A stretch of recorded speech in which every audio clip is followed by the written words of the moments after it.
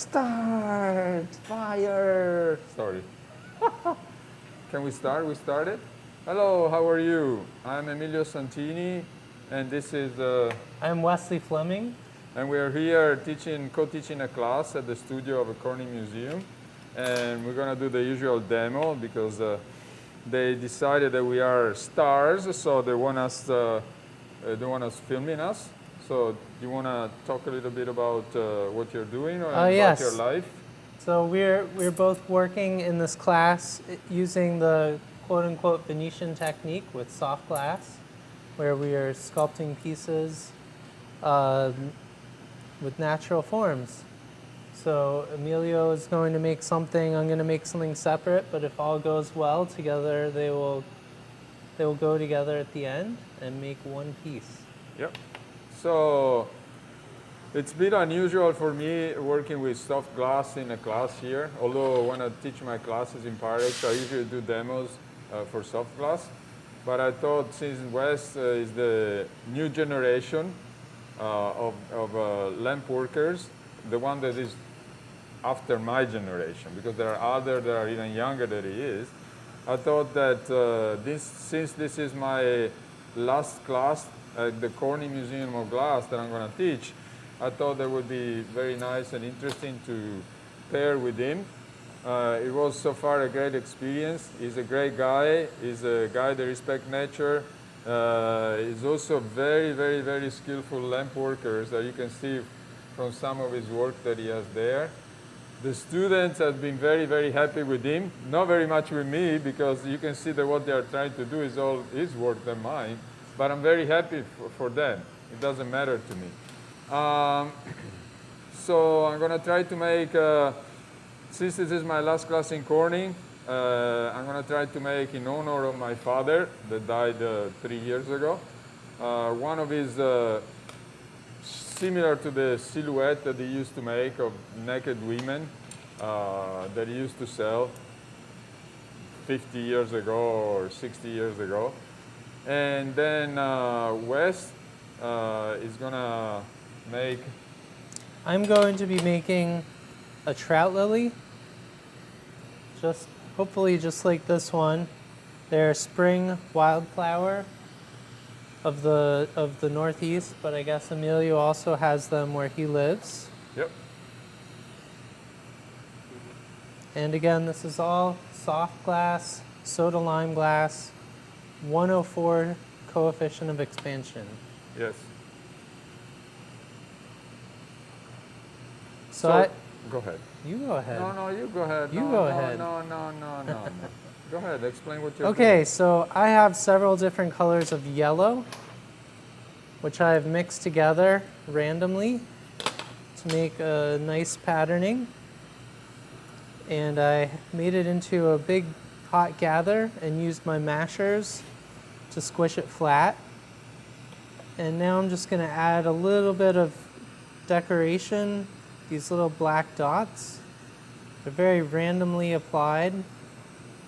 This is going to become a cane, which I will make the petals from. So these will stretch out into little lines and give it some nice variation across the different petals. Maestro?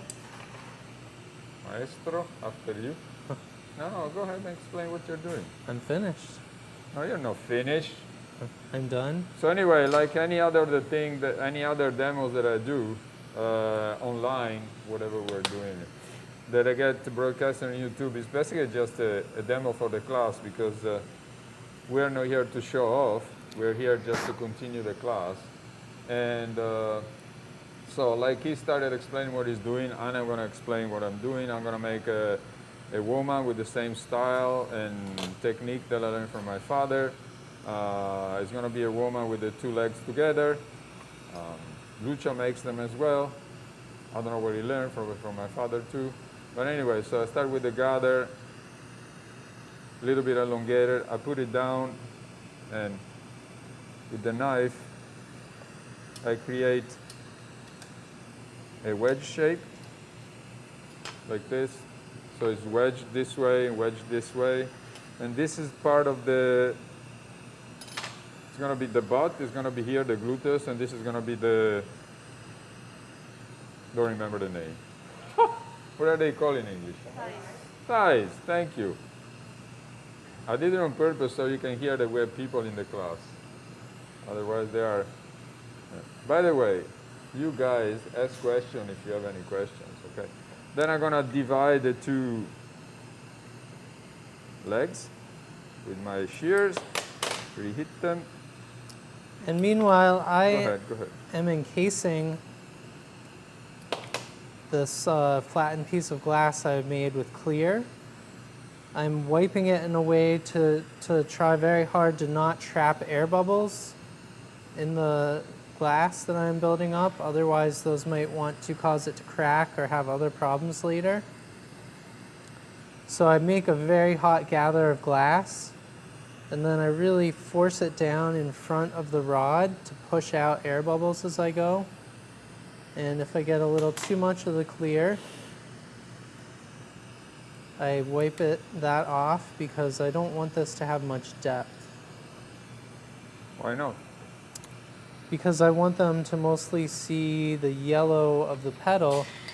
The clear just makes this a little easier to work with and even things out, but it also, in the end, will make the petals look a little bit thinner and nicer since they carry the light through the clear. So me, after I divide the two legs, I just heat up the side, the center, and I stretch them. And so I got the legs, and I got the part of the butt. And now what I'm gonna do, I'm gonna reheat where the two gluteus are and divide them, okay? And then reheat them, because you always have to reheat them, otherwise it's gonna crack there because you chill it. And now I prepare the gather for the calves. In the meantime, you can watch what he's doing. In the meantime, I'm just heating this up hotter.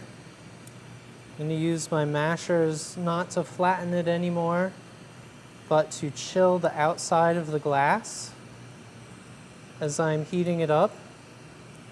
When the glass is cooling down, the heat radiates in all directions. So most of those directions are outward from the glass, but that heat is also radiating more into the center of the glass. And I want this mass of glass to be very evenly heated so that when it's time to stretch it out into a cane, it will hopefully stretch out very evenly and nice and thin. But if I don't have a good even heat in there, it will stretch out in a strange way, which will be hard to use. Me, I just put the gather for the calves, and I shaped in a triangular shape and tapered this way. And again, with the shears, if my hand shakes, because I'm on camera, I put it over here, and it stops shaking. So if your hand shakes, if you're trying to do this, just put it on top of your marver, or whatever it is, and then finish the back. Or if your hand shakes because you're on camera, you could run away. Never. Never? Because they're gonna film me. I find it very helpful when I'm working glass to take very deep, even breaths. That gets more oxygen into my body and makes my hands shake less. Tell them. It's something that students struggle with because they get nervous and hold their breath. Yeah, that's what I want. But when you hold your breath, you have less oxygen in your body, and it struggles and wants more oxygen, and it starts shaking. So I've used this ribbed masher, which I preheated a tiny bit, to put these ribs into the glass. I need a little more in there. I'm then going to melt them out so they won't be on the surface at all, but they've pressed the clear down into the color. And the effect of that in the end is that even though the surface of the petal should be pretty much flat, it will look like it has ridges in it because the clear is down into the color and above it. So it makes an optical illusion. Keep talking, keep talking. So now I have melted those mostly back in. I really want to get them melted all the way back in.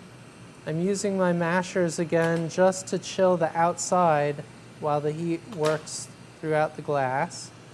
I'm not mashing these any thinner. And it feels like I have a good even heat, so I'm going to take another rod.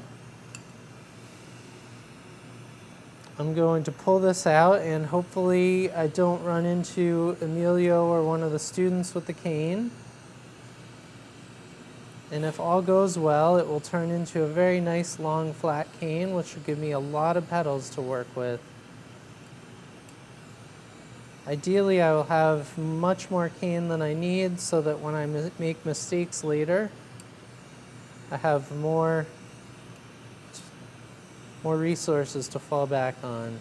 This is a very important thing about glass working, is you're always working with what happens to the glass and the mistakes that you've made and things that happen due to gravity or air bubbles, and it's most important to be able to recover from all those things.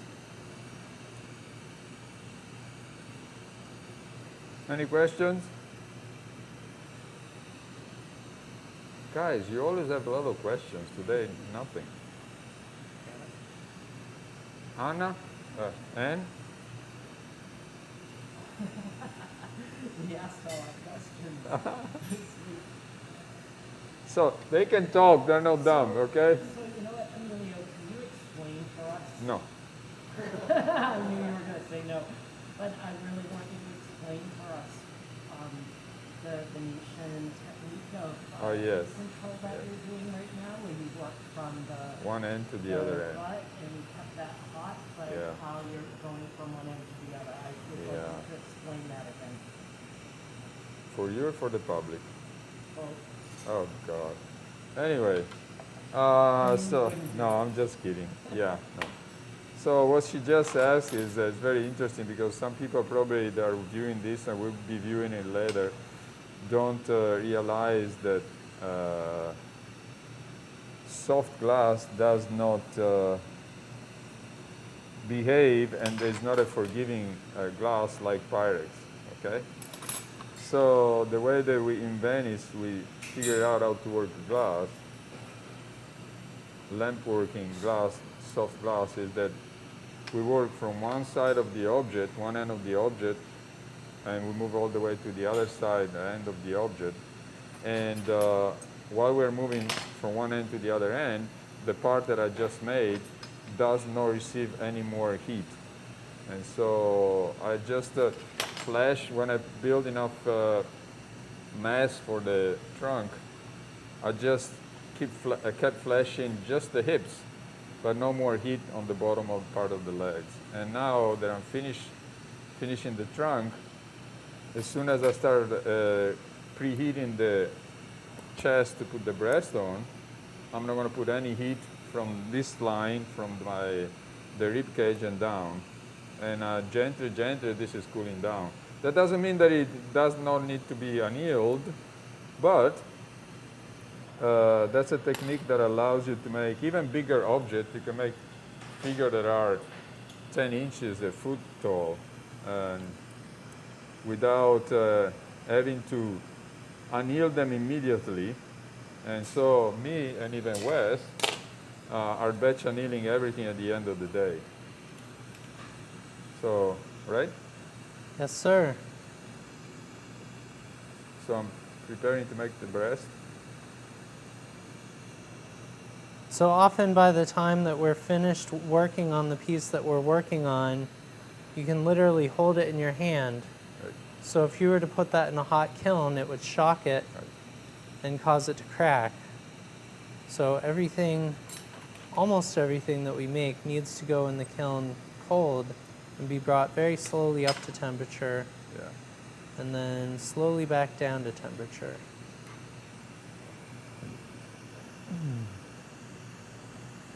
So, Emilio, using this technique, like how much mass can you really have? Or you can make I told you, a figure that is probably 10 inches tall, and it can be this thick as a inch and a half or by an inch in thickness in the center. So you can make a very big one.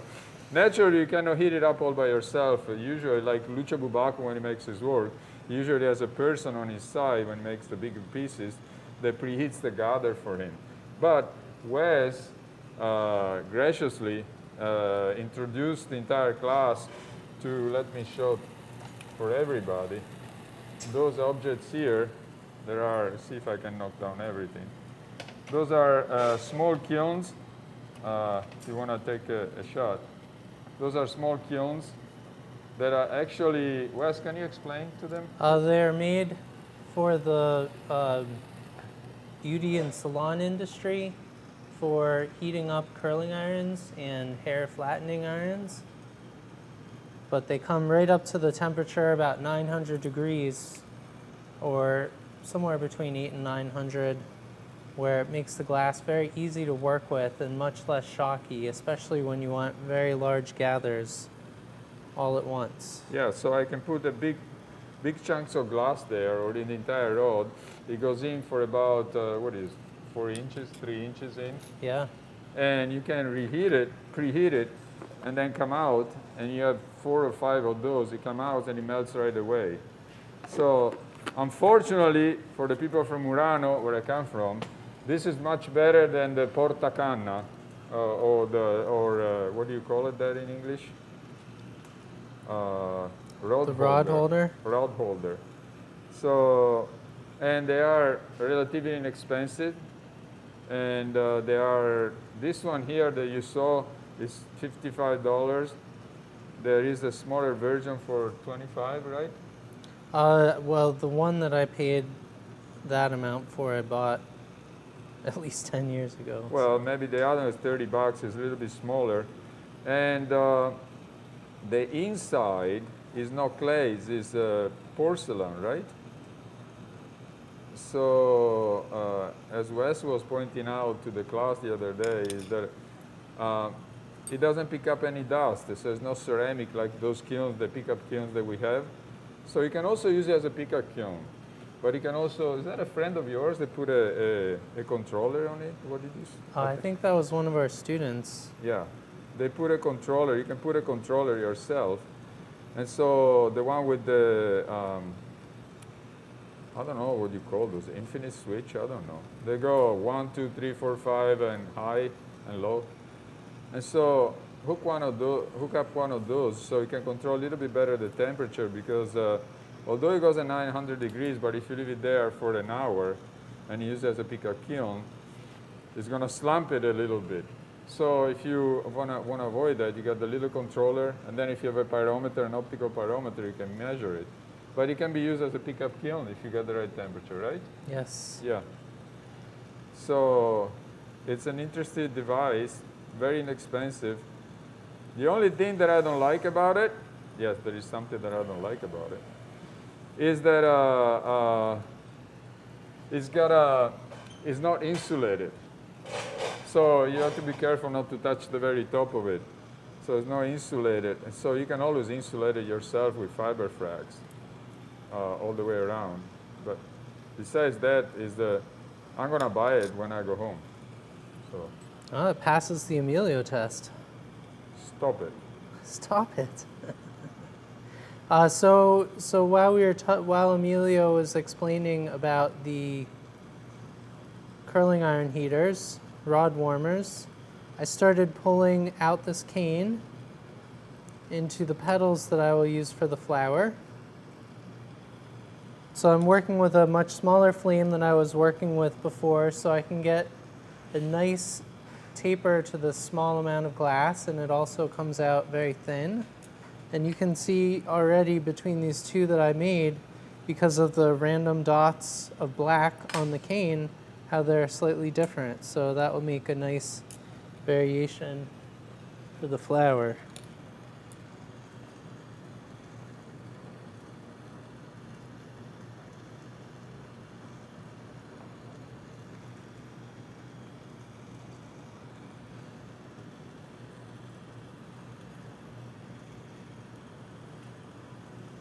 Sometimes it's very easy not to talk at all while you're working. Yeah. My glass work is my meditation. when I don't do my glass work for too long of a period of time, it can make me grumpy since I'm not getting my meditation. But it's also fun to be around a lot of people and not just me in my studio. At the beginning of the pandemic, I thought no problem shutting in and isolating. That's my life. I'm a shut-in. But I think one hidden blessing of the shutdown and the pandemic was showing me how much I value people and socialization. So it's nice to be back out in society, teaching again, interacting.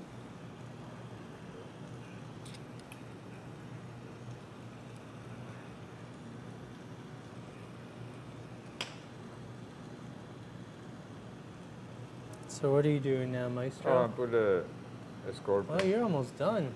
No, I'm almost done. It takes me another 20 minutes to finish this piece, or half an hour. That's good. Putting a scorpion for the head. No, it's a bratwurst. It's a sausage. It's a sausage. A sausage Sure. head. You were in front of the camera? Yes. Man, I told you not to wave at your mother. Why don't you come on this side? Huh? He wants to be famous. Yeah, but the camera is there, so it can be seen over here.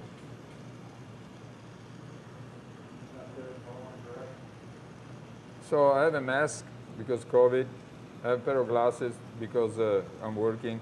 I have a hat because I have no hair. And I'm actually no Emilio Santini. You don't recognize me, so, right?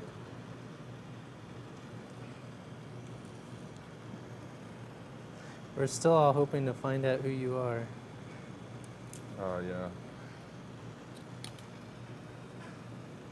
He took off his hat the other day and he didn't even have a top on his head, so I don't know what's going on there. I know. It's very hard. Wesley, are you organizing them as you go? So That would be nice if I were doing I saw one of them is put off to the side. I like that it hung over and was able to cool down better over there, but these other ones are a little too bent, so they can't do that. I think some of these things that I do, maybe I was organizing them. That was not consciously happening, but now that you mention it, that would be nice if I were doing that. Sometimes when I teach, I learn better ways of doing things from the students who ask, what am I doing? I have no idea what I'm doing. What are you doing? When you just work alone in your studio, oh, that was a crappy one. We'll still keep that one. You work alone in your studio without the world, you can pick up bad habits or do weird things and never even think about it or notice. Now, anybody come and visit you at the studio? Or you live, well, now you live closer to the civilized Closer world. to the world, yes. Uncivilized world. But I before have they neighbors didn't. now, yes. People came? People come and visit us, just not in my studio. Oh. Who No. needs to see that? No, because I have neighbors. Every now and then they come and they pop in while I'm working, and it's nice. And then you start talking to them, no, and you get distracted. Yeah, I don't think I could talk to people while I'm in my studio. And then at the end, I end up doing nothing when they stop by. It's interesting, but you make no class.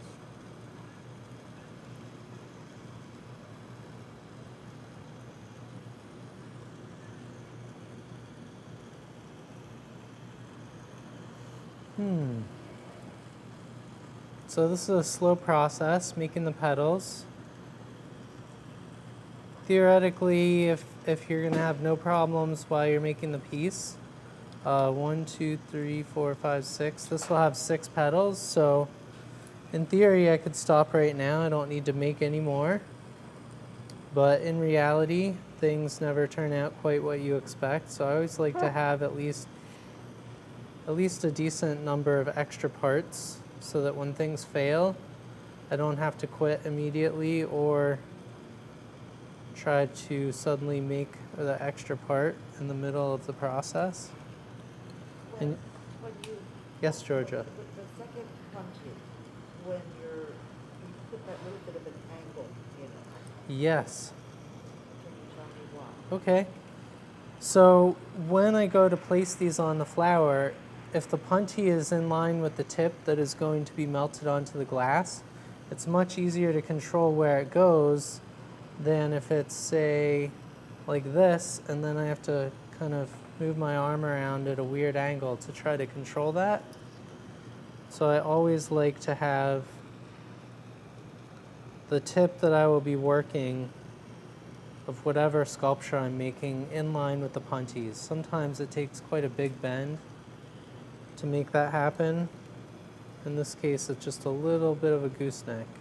Wes, Yes, why don't you Emilio? explain for the public what you have over here and why you do have it? I have a very fancy special wrist rest. This is helping me to steady my hands.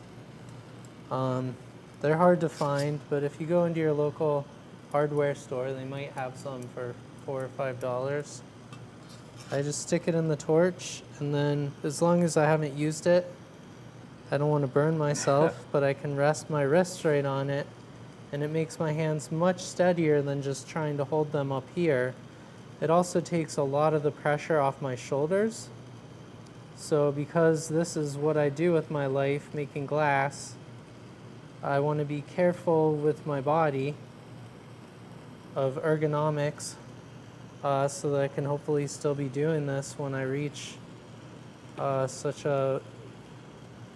such venerable longevity as other maestros have. Well, my father worked until he was 92, so. But he also, why don't you tell them what you have at your house? Because you don't use that device. What you got at your house? What you use for your what do you call it? Armrest? Yes, my wrist rest at my house. I have a thing called the Creation Station. I think unfortunately they're not being made anymore, but they can still be found. Emilio found one on eBay, and I guess a couple of the suppliers are still selling them. I don't want this to be an advertisement for suppliers, though. Oh, it's all right. But we have some wonderful different flameworking suppliers. It used to be really hard to get different colors and tools, and there's so many great suppliers now. It's nice.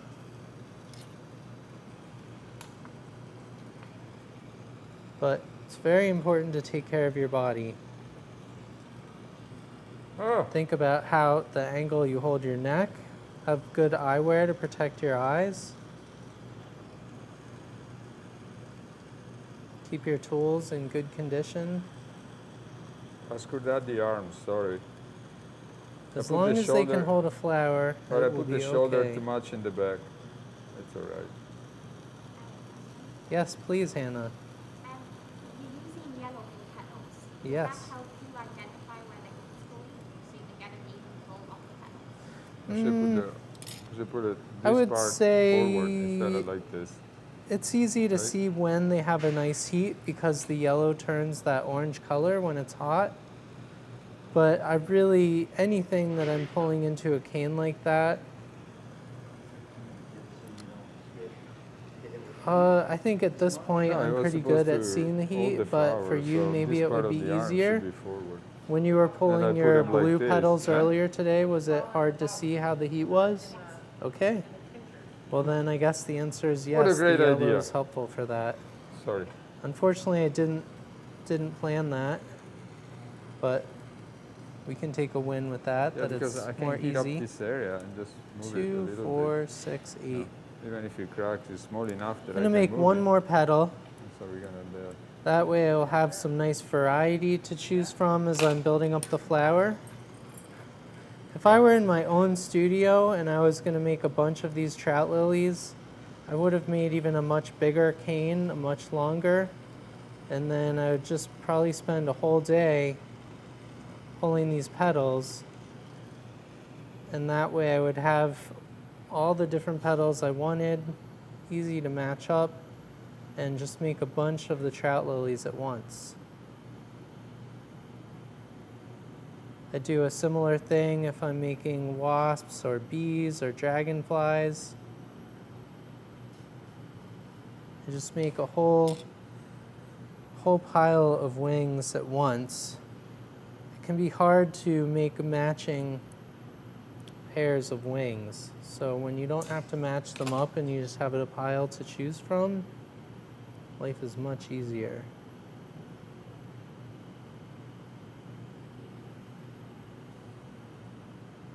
Okay, so now I have my pile of petals.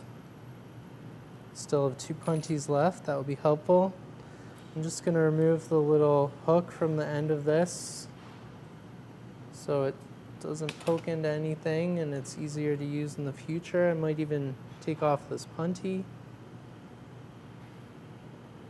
So I have 1 more punty in case I need it. I'm going to set this over here. Take a sip of water. How's your piece going, Emilio? Uh-oh, what got stuck on the head there? A scorpion. Otherwise it would have been too fast. I would have been done by now. I'm sorry that I'm so slow. No. Take you all the time that you want. The other thing is that I made a mistake. I put the arms like this instead of doing this. So is the scorpion going to hold the flower? Yes. As our dear, I forgot your name, suggested. Sharon suggested. Sharon suggested, let's put it inside the scorpion, okay. Now the problem is, what is the woman going to hold? Maybe some petals. The petals on one hand and a leaf on the other hand. So she's putting together the flower. All right. Well, now I'm making the base part of the flower. This is what all of the petals will attach to.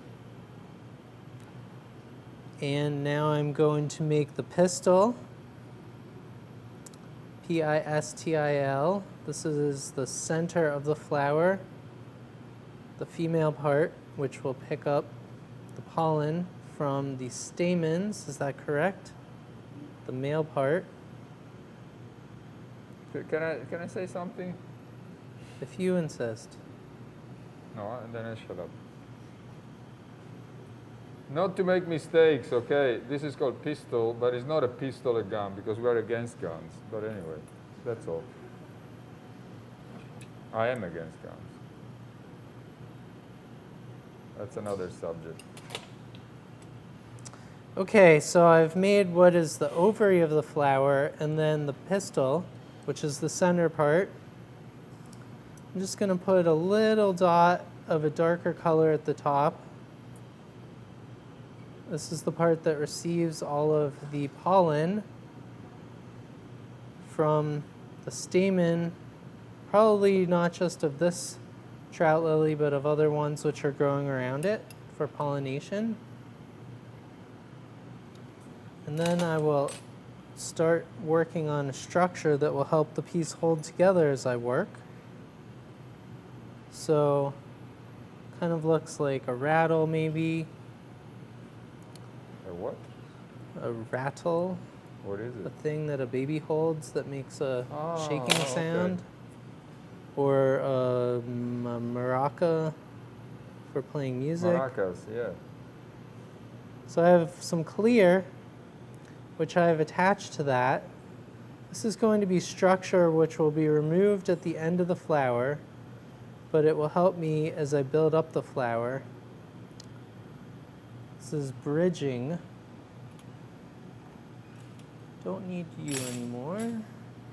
Don't need you anymore. Do need you. So as I build this flower up, I'm going to build structure around it, which will help it stay together in the case that I hit it with the flame or things crack. And believe you me, accidents happen more often than not. So being able to recover from them is a very important part of the process. So next I'm going to put the stamens onto this flower. So all the while, like, this looks like it's cooling down. You can see that yellow I used is turning from orange more to yellow, so it's cooler up there. I'm going to let this top part cool down and not really come back to it except to remove the bridge later. But I'm really keeping base in the heat of this, the ovary, so that it will be less likely to crack. I'm adjusting the angle of my torch a little bit to be able to get the glass where I want it. And I'm just going to go around and put little dots of this yellow down on the ovary. This is where each of the stamens will begin. And these dots will make it easier to come back and do each of them, pull each of them out, because once I have even one or two of these on here, I need to be much more careful of where the heat goes so I don't melt the other ones down, and it gets trickier and trickier to make enough heat and touch those down as I go. So having these dots gives me a point to work from, which takes a little less glass. It makes this process a little less treacherous. Okay, so I've stretched that pistil out. I have some darker color glass here. I touch that down on the tip of it, and this makes the anther. That is the polleny bit, which the stamen holds up. Oops. And now I'm making a little tiny bridge. I need it to be smaller. If the bridges are too thick with this glass, it has a high coefficient of expansion, so they can actually pull on the other parts of the glass if they're too thick and make it want to crack. Now I'm just coming back to the base of the ovary of the flower, putting more heat into it. I need to, again, keep that warm since I'm going to keep coming back and adding more of these stamens to it. So I'm just going to work my way around, building one at a time and increasing the structure of the bridging.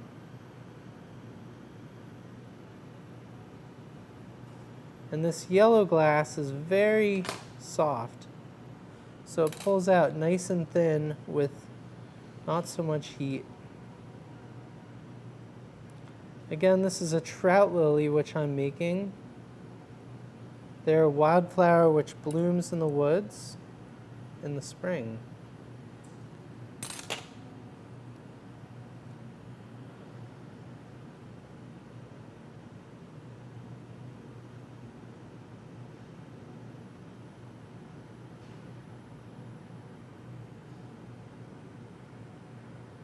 So Emilio, you're making the hand separately. I'm not breathing. I cannot answer.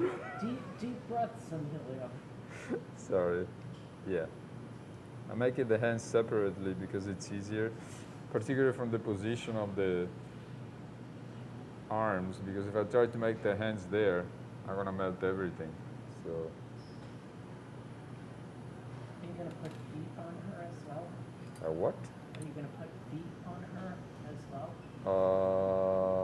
Probably.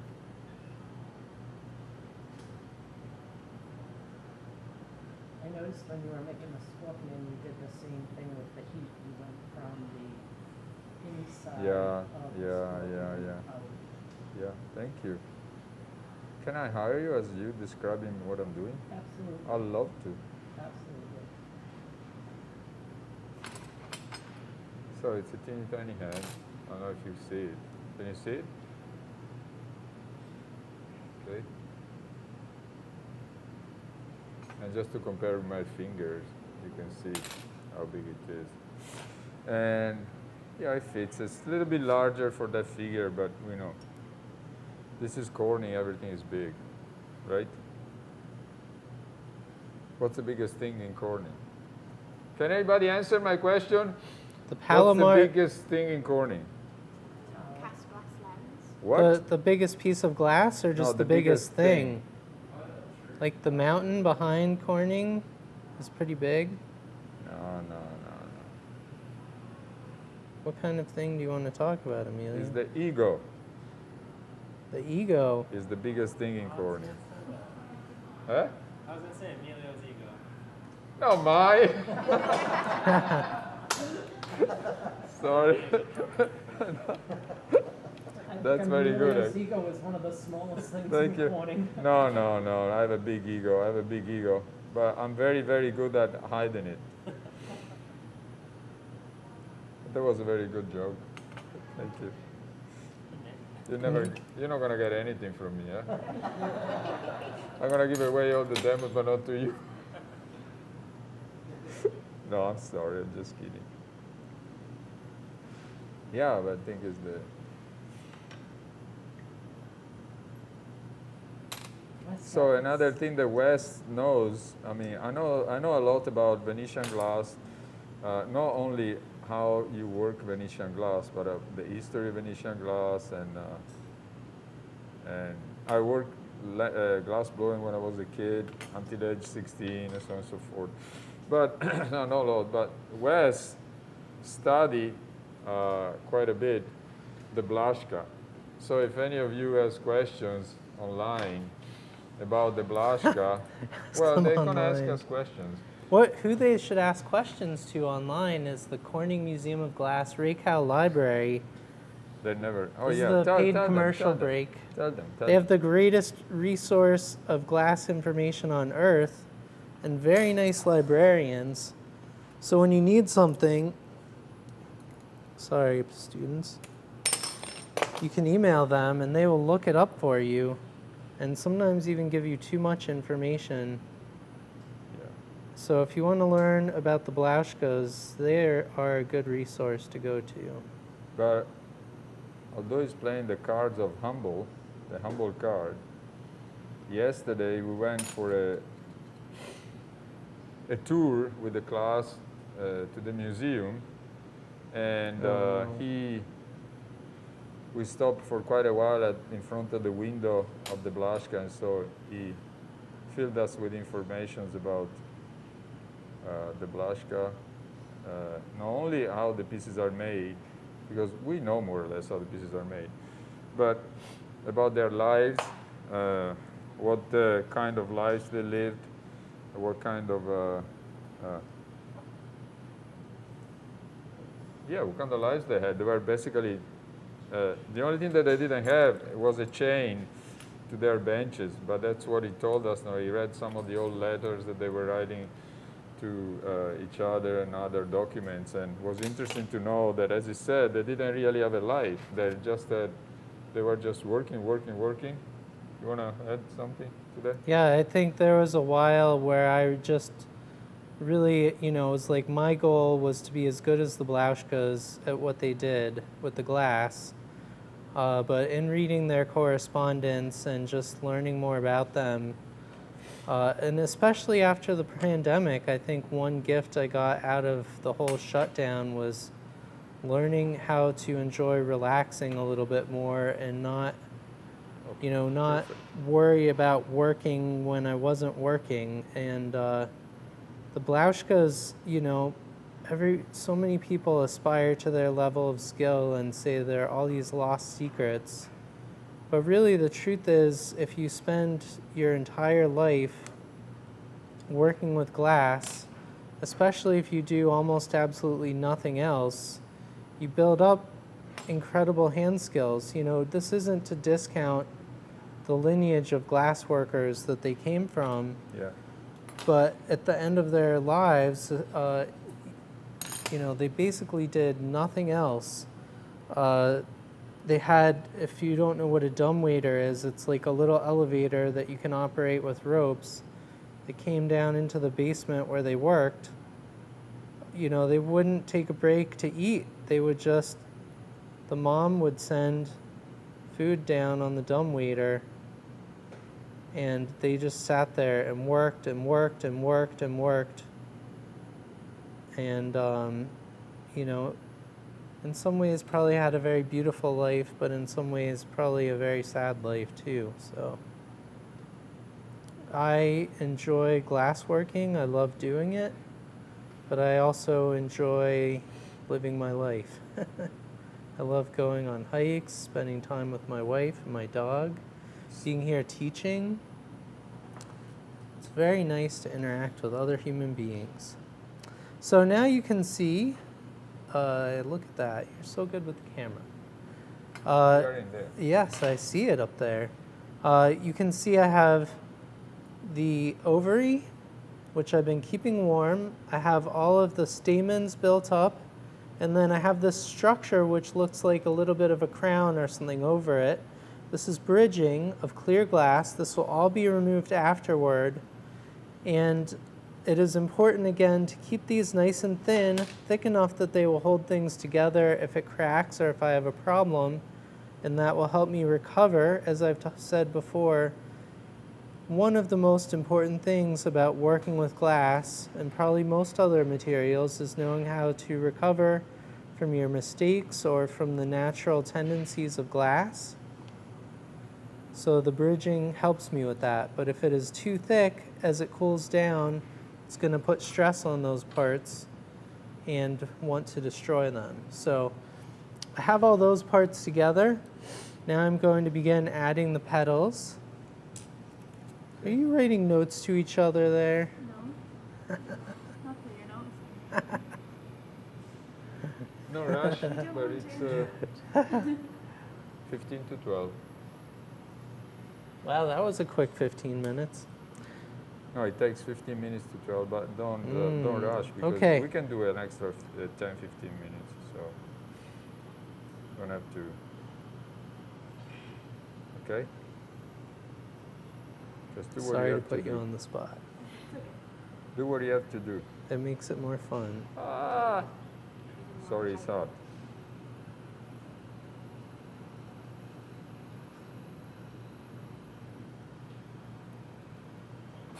So I'm not more really making feet, I'm just making just a hint of feet. So basically a little bit of a, what do you call it? Heel and the feet. The back. So Wes, I think it's interesting that the concept is the same as what Amelia was doing, that you're focused on the heat on that, Uh-huh. on the ovary the entire time. Actually, not that's- really that going would be back to perfect. anything else. Mm-hmm. Leave it there. Can This I is the see it? Venetian sculptural technique. Yep. Yeah, thank you. That's a great idea. So I'm going to show you this thing. This is a foot that come closer to me. This is Denis Gerasimov, and he made the foot over here with the blowpipe. And this is all soft glass Moretti, so I'm going to make the piece on top of it, okay?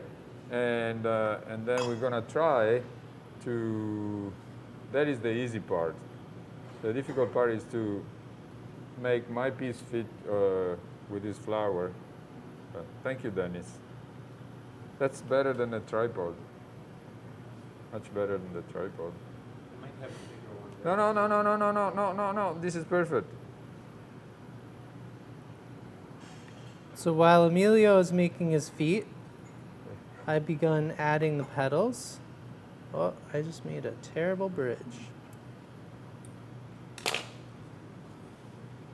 I'm not gonna put the usual. No grass, just clean. Yeah. Okay. Making the bridges very, very Yes, thick. sir. Yes. Yes, sir. Yes. Thin enough You didn't preheat it for to me. not crack the piece. We put on the petals. Dennis, and it's very low. You don't have the Is there a second certain bowl. order you put them Not on this one. Yes, Jade. I Ah. always put the inner petals What on if it first, cracks? because once they are on, I won't be able to go around them. That one's too small. Okay, let me fix this, and then you hold it for me, very please. close to the stand? Okay. Yes, so then I am working my way down from there. Oh, And because as I'm adding the petals, I'm really heating up the base of the pistil where I'm adding them, I don't need to worry about flashing that pistil in the flame, that heat is really transferring from where I'm adding it throughout the base of the piece. So this flower has 6 petals. I put 3 on in a sharper hold it, please, angle for me? closer to the pistils and stamen. Because, thank you. And then the next round will go slightly Dennis. below it and between where each of those are connected.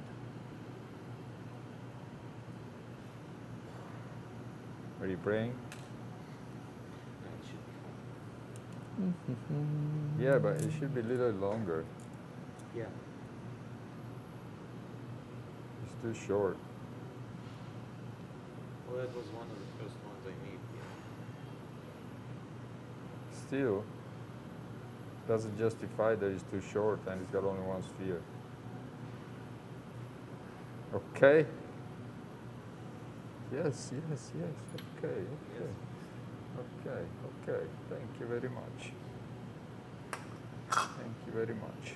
So one thing that you should learn, you all viewer, glass blowers, lamp worker, whatever, learn as much as you can to use both hands, because I learned from my father, and he always told me, and he's right on certain objects, like when I blow cups and feet, my right hand is the hand of the tool, the left hand is the hand that holds the glass and rotate. No, you need to learn to rotate uniformly and constantly. Vice versa, if you're left-handed, you do the opposite. But we were talking with Wesley last week. He said he's sort of like ambidextrous, and because I was noticing that he was making an object, one of his bugs, and I said to him, you don't switch hands? No, I can do it on the other side, and it makes so much easier your life if you force yourself to learn to use also your left hand, not for everything. So learn to do that if you can, okay? I suggest starting with eating food using a spoon. It's much lower stakes than just trying straight off to use your hand around the torch or sharp tools. Get a little yogurt on your face, it's okay. So I'm using Dennis' foot just so we can collaborate with one of the students of the class.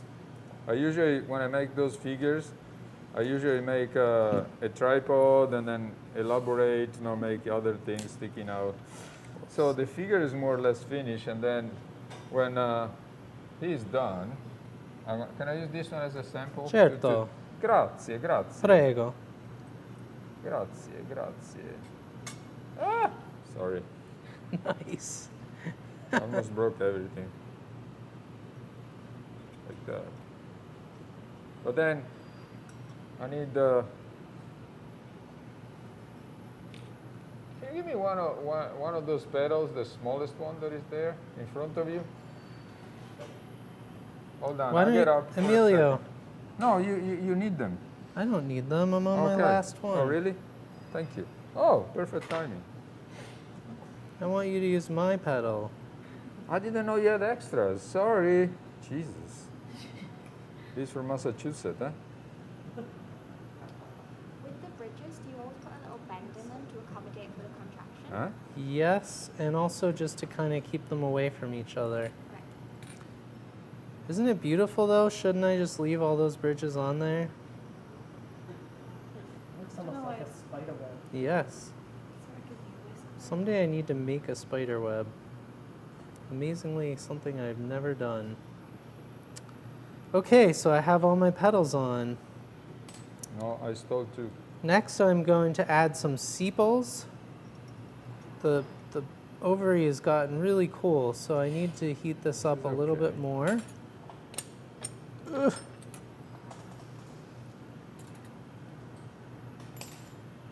Okay, one. Now I want to pour it again to see the measure. Are you going to put the what do you call it? The stem? Would you like me to put the stem? Yeah. Okay. Yeah. Here's one more if you need it. No, that's enough. That's Okay. enough. Thank you. So I'm going to add a little bit more glass to the base. First I need to edit the way this hangs. It's always easier to keep things on center, and then you can make them more centered as you go. You can tell by looking at these yellow flower petals, they're very yellow at the top, but at the base they're orange. This is a nice aspect of this color of glass that you can use to your advantage while you are working, because it tells you, it's like a thermometer. It says, I am warm when I am orange.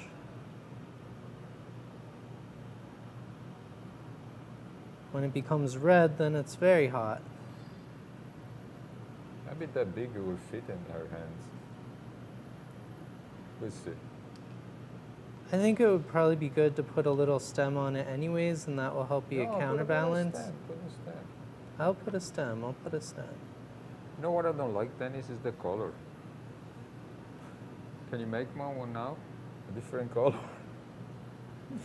Oh, Dennis. So while he's doing that, I'll show you a couple of things that I made before in class. Not in class, I brought with me. This is a soft glass horse. So can you see it? Sorry. Can you get it? Yeah. So you can see how big it is, okay? It's very, very small. And it's made with soft glass, and it's a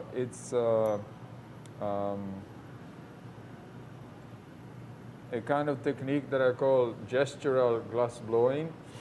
And you can make anything with that technique. If you give me a second, you can switch on him while I'm picking up some other work.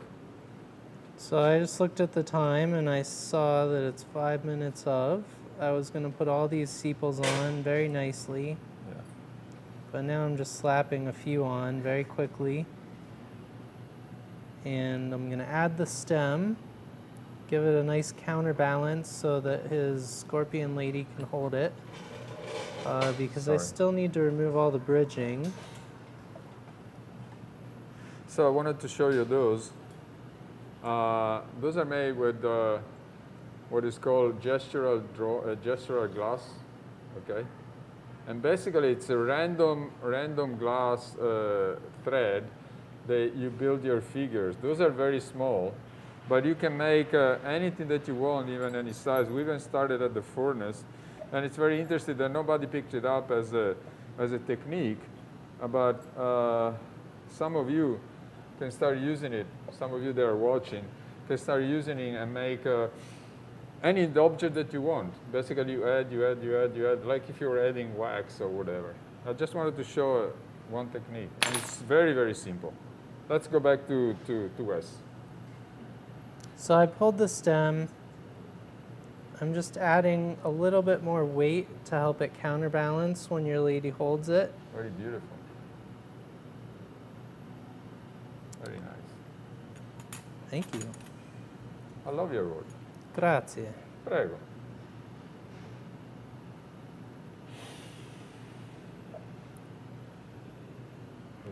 I'm punning up to the bottom of this. I was just about to grab the stem so that I could take the bridging off of the flower, but I realized that would probably be a mistake to grab it by the stem. So normally I would take all of this off one little bit at a time to try to avoid issues and let myself know if there are cracks that I need to heal. But time is of the essence. Nice. So I removed it in one fell swoop. Shoot straight in the middle. Yes. I do not recommend that. Doing what? Don't do this at home. Doing what? Is that because you I can missed destroy that. the- Yes, you could hit any Oh, number of yeah. things with a flame and cause problems, or there could be a crack. The whole reason that I use the bridging is if there's a crack, Perfect. it holds things in place and I could go back and repair it. Is there any order? Sorry. Can I just finish what I was saying? Sorry. So when I take it all off at once, if there's a crack, whatever's cracked just falls off. Whereas if you take it off one at a time, it gives you an opportunity to see what may or may not be cracked and fix it. So sorry, you were asking? No, it's okay. Is there any order you take the bridging off? Just work from the outside in because it's hard to get your flame into the middle first. Or if I have a piece with a big long amount of structure on it, I would work from the top down or the bottom up. Just one end to the other. Yeah, it's getting a little hot. Yeah. So just going around, removing all these bits.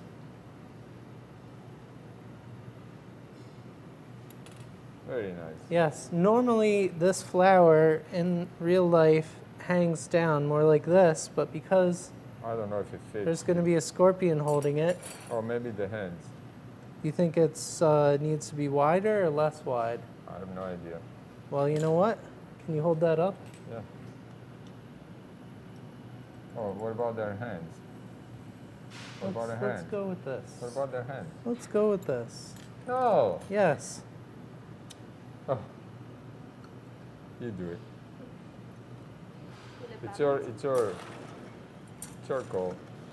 Because these petals are so thin, they're less prone to shock. Yeah. If I am trying to heat it up like this at this point, I could crack it. But they are nice and thin, so I can hopefully be doing this step and not ruin the entire piece that I just spent an hour making. 1 hour. Yeah.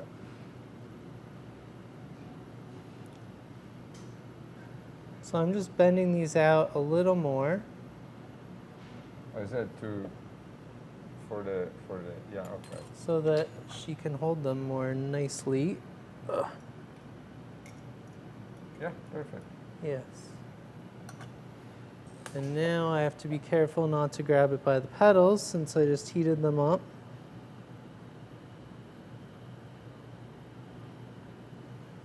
Very nice. Let's try to see if it fits. Put it there, yeah. Does it fit? Yeah. Wait, no, it's shooting from there, There you are. Look up there. Okay? Guys, don't clap your hands. Very good, Wes. Very good. Very good. Thank you. Thank you So- to everyone who's watching, and thank you so much to Corning for having me here. It's such a privilege to be here and to teach and to learn everything the museum and the library has to offer. And thank you, Emilio, for Didn't do teaching anything. with me. I've Oh, you're too been kind. enjoying your presence. I've been learning from you, and you're I've been learning from you're you a very too. good cook, so But, I enjoy your yeah. food.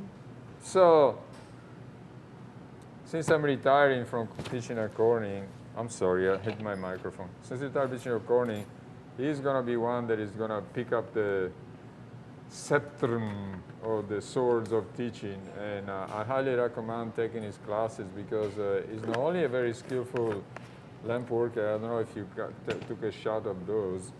Did you? Earlier, maybe.